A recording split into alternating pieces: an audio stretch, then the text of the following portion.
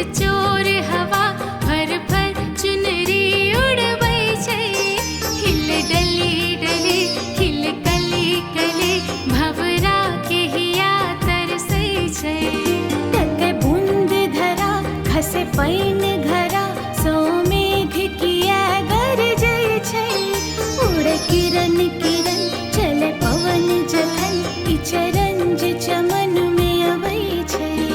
घन घोर घटा चित चोर हवा भर भर चुनरी उड़बै छै। खिल डली डली खिल कली कली भवरा के हिया तरसै छै। टके बूंद धरा खसे पैन घरा सा मेघ किया गरजै छै। उड़े किरण किरण चले पवन जखन ई चरंज चमन में अबै छै।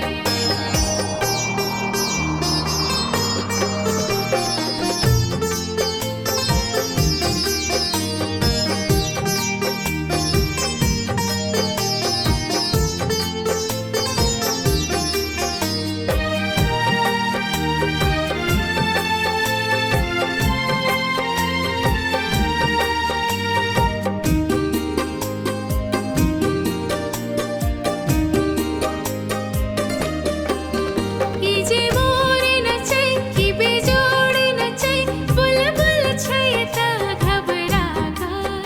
ई जे घास हंसै आकाश सजै कि इंद्र धनुष बिखरा का।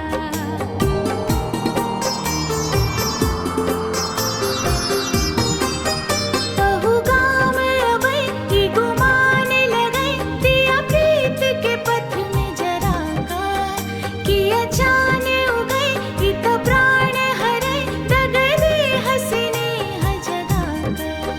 ऋतु रंग छटा कहै अंग लगा ई जे चारेता भटकै छै। ई जे भोर अबै चहु ओर लगै मिसरी वन में बरसै छै।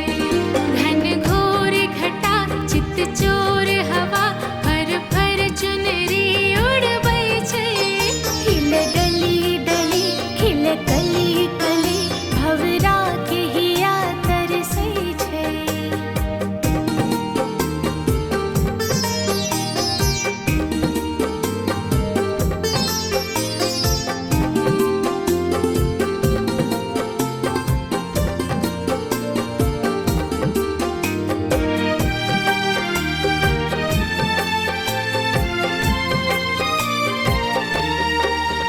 ई जे